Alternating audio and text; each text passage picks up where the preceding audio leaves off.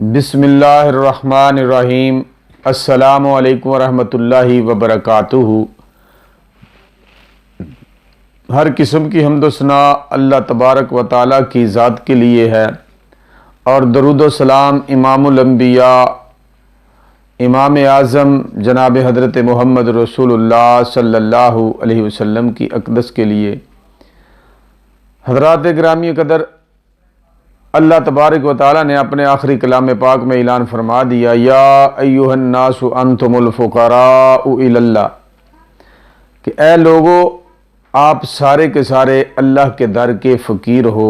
تو حضرات گرامی قدر، میں آپ کے سامنے ایک بہت ہی امپورٹنٹ بات رکھنے جا رہا ہوں کہ یہ وسیلہ ایک سائن بورڈ ہے جس کی چھتری کے نیچے بیٹھ کر لوگوں نے اپنی دکانیں چمکائی ہوئی ہیں۔ کئی لوگوں کی عزتیں پامال ہو چکی، کئی لوگوں کے جو ایمان ہے وہ لٹ گئے اس سائن بورڈ جو وسیلہ ہے۔ تو آئیے میں آپ کو اس وسیلہ کی حقیقت قرآن و حدیث سے بتلاتا ہوں، اللہ تبارک و تعالیٰ کے فضل و کرم سے، کہ حضرت آدم علیہ السلام کو جب جنت سے نکال دیا گیا تو اس وقت دنیا میں کوئی انسان موجود نہ تھا۔ پہلے انسان حضرت آدم علیہ السلام ہیں۔ تو انہوں نے وسیلہ کس کا ڈالا؟ ان سے پہلے تو کوئی انسان تھا ہی نہیں۔ اب ہمارے تمام انسانوں کے وہ باپ ہیں۔ جب ہمارے باپ نے کسی انسان کا یا کسی اور چیز کا وسیلہ نہیں ڈالا تو پھر ہمیں بھی یہ رائٹ نہیں، حق حاصل نہیں کہ ہم بھی کسی اور چیز کا وسیلہ ڈالیں جو آدم علیہ السلام نے وسیلہ نہیں ڈالا۔ اب دیکھتے ہیں حضرت آدم پیغمبر علیہ السلام نے کس چیز کا وسیلہ ڈالا تھا کہ اپنے رب سے معافی مانگنے کے لیے۔ حضرت آدم علیہ السلام نے فرمایا، قال ربنا ظلمنا انفسنا وان لم تغفر لنا وترحمنا لنکونن من الخاسرین۔ اللہ سے دعا کا وسیلہ ڈالا، اپنے اعمال کا وسیلہ ڈالا، یہ نہیں کہا تھا، بلکہ ان سے پہلے تو کوئی نہ پیغمبر تھا نہ ولی تھا۔ آج ہم لوگ کہتے ہیں کہ آپ کو فلاں ولی کا واسطہ ہے، فلاں پیر کے وسیلے سے ہمیں یہ کر دے اللہ۔ یہ وسیلہ کوئی حقیقت نہیں ہے۔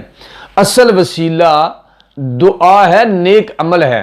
یہ ایک آپ کے سامنے میں نے چیز رکھی ہے۔ حضرت آدم علیہ السلام نے اگر کسی چیز کو وسیلہ بنایا ہے تو وہ اپنی دعا کو وسیلہ بنایا ہے، اپنے نیک اعمال کو وسیلہ بنایا ہے۔ آئیے میں ایک اور مقام پہ آپ کو قرآن و حدیث سے بتلاتا ہوں، اللہ تبارک و تعالیٰ کے فضل و کرم سے۔ حضرت موسیٰ علیہ السلام فرعون کی پابندیوں کے باوجود اللہ تبارک و تعالیٰ نے موسیٰ علیہ السلام کو پیدا کر کے دکھایا۔ پھر حضرت موسیٰ علیہ السلام کو فرعون کے گھر پال کر دکھایا۔ جب موسیٰ علیہ السلام بڑے ہوئے، بات مختصر شارٹ کٹ کرتے جا رہا ہوں، اصل میرا مقصد ہے وسیلہ کی حقیقت کو سمجھانا۔ تو حضرت موسیٰ علیہ السلام جا رہے تھے، دو لڑکے آپس میں، دو شخص لڑ رہے تھے، ایک نے مدد کے لیے پکارا۔ آپ نے ارادتاً دوسرے کو قتل نہیں کیا، ارادتاً قتل کرنے کا کوئی ارادہ نہیں تھا، آپ نے مکہ مارا، وہ قتل ہو گیا۔ جب دوسرے دن پھر حضرت موسیٰ علیہ السلام کا گزر ہوا تو وہ شخص پھر کسی شخص سے جھگڑا کر رہا تھا، تو اس نے موسیٰ علیہ السلام کو دیکھ کر پھر مدد کے لیے پکارا۔ تو موسیٰ پیغمبر علیہ السلام نے فرمایا کہ تو ہر روز لڑتا ہی رہتا ہے۔ اس کو ڈر پڑ گیا کہ آج یہ مجھے مار دے گا، قتل کر دے گا۔ اس نے کہا تو مجھے آج قتل کرنا چاہتا ہے اس طرح جس طرح تو نے کل قتل کیا تھا۔ تو وہ راز فاش ہو گیا، راز کھل گیا۔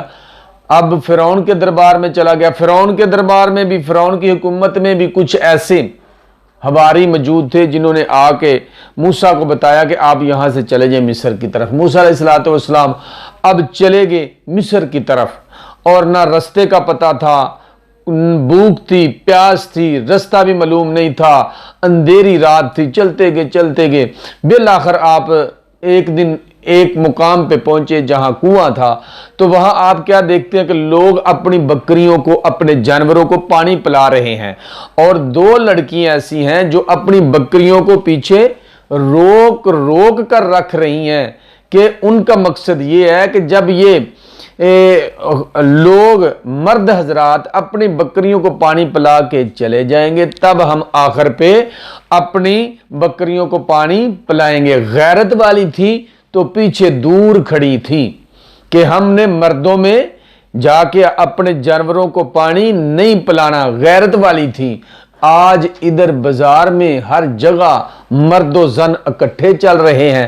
تو میرا مقصد وسیلہ سمجھانا ہے، یہ ایک الگ ٹاپک ہے، میرا مقصد ہے وسیلہ کی حقیقت بتانا۔ تو حضرت آدم علیہ السلام نے ان دو بچیوں کو دیکھا، لڑکیوں کو دیکھا کہ یہ اپنی بکریوں کو روک روک کے کھڑی ہیں، پوچھا، انہوں نے کہا جب یہ چلے جاتے تب ہم آخر پہ پانی پلاتی ہیں۔ حضرت موسیٰ علیہ السلام نے ان کی بکریوں کو پانی پلا دیا۔ جب پانی پلایا تو پھر ایک درخت کے نیچے جا کے بیٹھ کے اب دیکھیں حضرت موسیٰ علیہ السلام نے وسیلہ کس چیز کا ڈالا ہے، کیا فرمایا؟ رب انی لما انزلت الی من خیر فقیر، اے اللہ جو تو بلائی میرے طرف نازل کرے گا میں اسی کا فقیر ہوں۔ اب دیکھو اللہ کے سامنے دعا کی ہے، اپنی دعا کو وسیلہ بنایا، اللہ نے دعا قبول کی اور اللہ نے بیوی بھی عطا کی اور وہ گھر بھی عطا کیا، یعنی بیوی بھی عطا کی، روٹیاں پکانے والے بھی، مقام رہنے کے لیے جگہ بھی عطا کی اور روٹیاں پکانے والی بیوی بھی عطا کی۔ یہاں ایک میں آپ کو بات سمجھاتا جاؤں، بہت لمبا تھوڑا واقعہ میں شارٹ کر گیا ہوں، ایک بات غور سے سمجھ لیں۔ نکاح کیا تھا، نکاح کی اتنا پاکیزہ تھا، حضرت موسیٰ علیہ السلام نے جب نکاح کیا تو 10 سال بکریاں چرانے کا حق میں رکھا گیا تھا۔ اتنی پاکیزہ چیز ہے نکاح، حق مہر تھا 10 سال بکریاں چرانا۔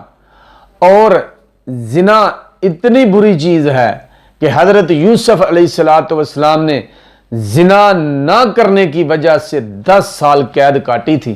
اللہ تبارک و تعالی ہم سب کو اپنی دعا کو، اپنے نیک اعمال کو وسیلہ بنانے کی توفیق عطا فرما یا رب العالمین۔